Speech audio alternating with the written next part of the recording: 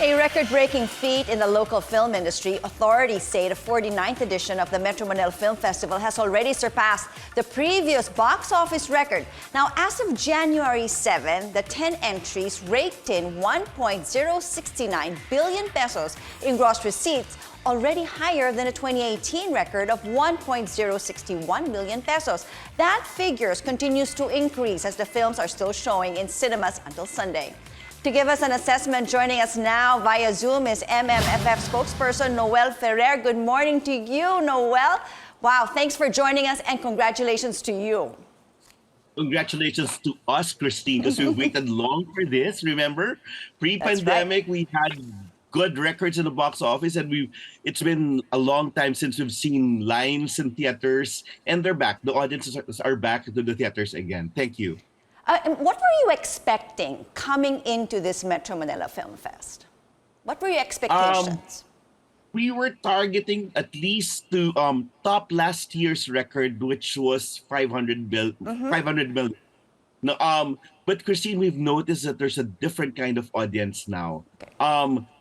This year, we've noticed that usually December 25 is the highest grossing box office day in the country. It's when families catch any film that most members can watch. Usually, the kids have the power to choose, no, which films to view, and the elders like us would just adjust. But this year, audience behavior has slightly changed. January 2 earnings surpassed that of Christmas Day, and towards the end of the festival run, people just stream to the cinemas in hordes to have the last chance to catch the films. After getting a lot of feedback and reviews, meaning may pera yung mga tao, Christine, but they're holding on to their money. They're unlike before, no? They'll just spend as much money during Christmas Day. Now they can like hold their money and then wait for good reviews, good feedback from viewers. Okay, so what factors would you contribute to the success of the Metro Manila Film Fest this year? You mentioned one about, possibly the audience. What else would you contribute to the fact of its success? Primarily, parang content is king. No, good content, good storytelling, and then star power may be secondary now, no? And we've also seen that awards do matter, but then good word of mouth is equally important. Like Rewind, which is now the top box office draw, hasn't won any awards in our Metro Manila Film Fest, but then it's still raking in money. But then the two films, Gomburza and Firefly, continue to like have a good standing, good ranking because of a good story and then good word of mouth too. And then we could also attribute this to Christine. We know before the stars would just do press cons and do the parade, and then they'll take their Christmas break. But we see in this film fest, we have Ate V, Sharon, the big stars, Ding Dong, Piolo, Marian, doing the rounds of theaters, selling advance tickets, and then really doing cross guesting, no, cross network guesting, and ang sisipag nila, and they've been rewarded with their hard work. Well, I mean, because of all of that, I mean, you have surpassed the 2018, which was, the top gross back then was 1.061 billion, I believe. So would you consider this, Noel, as a milestone in terms of the Metro Manila Film Fest? It is a milestone, Christine. It's a road to the 50th anniversary, and we've waited long for this. We know that the movie industry has been hardest hit during the pandemic.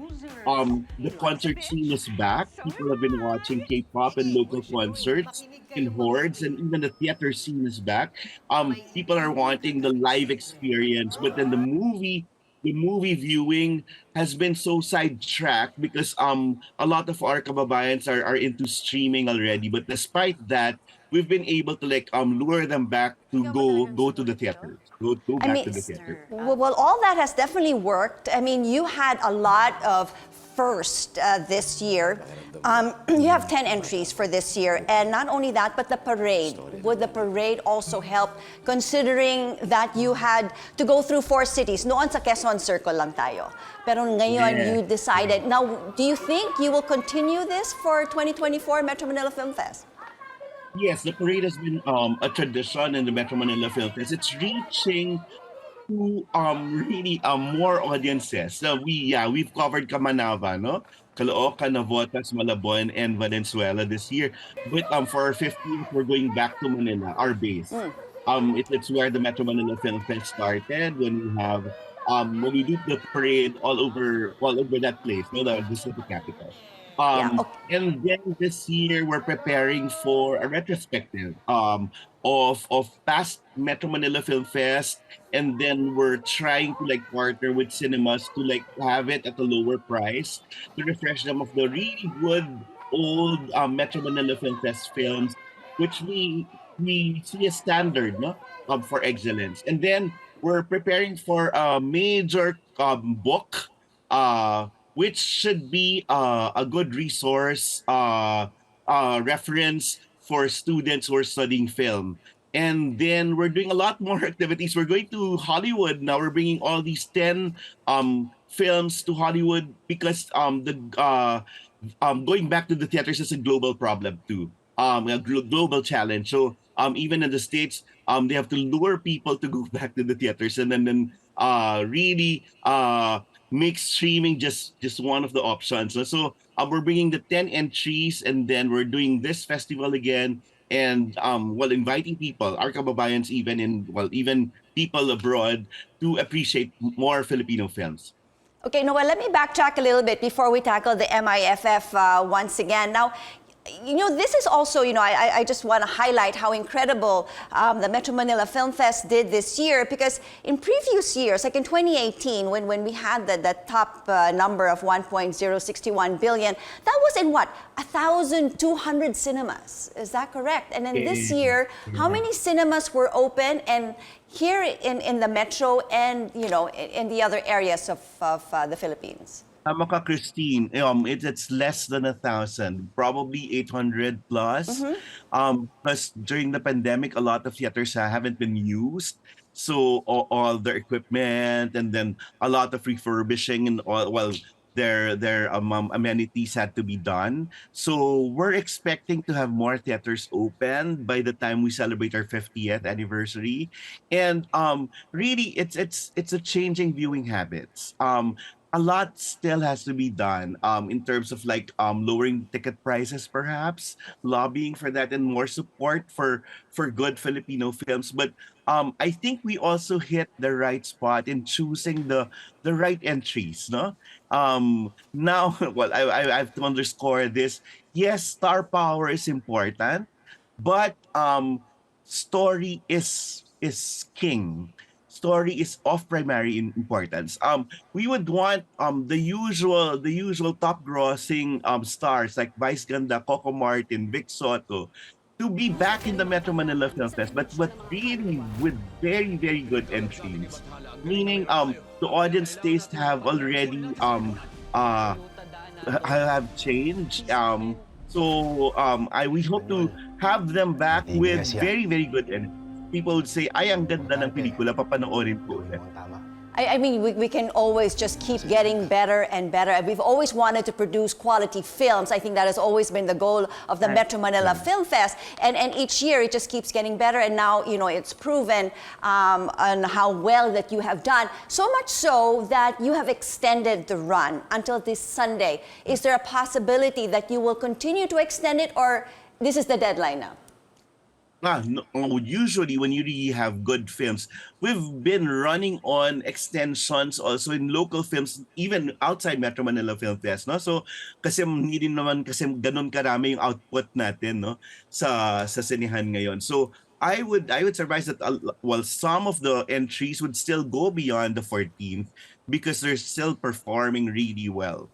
Okay, and since they're performing really well, another milestone for this Metro Manila Film Fest rather would be the Manila International Film Fest, which will be happening at the end of this month. All 10 films will be viewed there, but you're going to have a new set of judges. Have you already chosen the judges?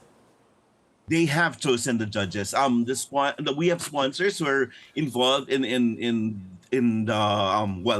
the the Golden Globe Awards, and a lot of Filipino the Filipino community had organized really a credible panel of judges. But more than that, because we will abide by the rules. So, well, the rules and the decision of our judges here. No? So the Metro Manila Film Fest, Best Actor and Best Actress won't change. It's still Velma Santos and Cedric Kwan. But then when we bring this to a different place, they would have their own choices, and that's understandable. But more than that, it's really luring people back to support films, to support our films. And then we are thinking of like being able to crack into having first crack into campaigning for the Oscars, because I think our films deserve to be the Metro Manila Film Fest entries, or at least the Best Pictures, deserve to be our entry to the Oscars or the Golden Globes in the future. So this is a way of like networking, and then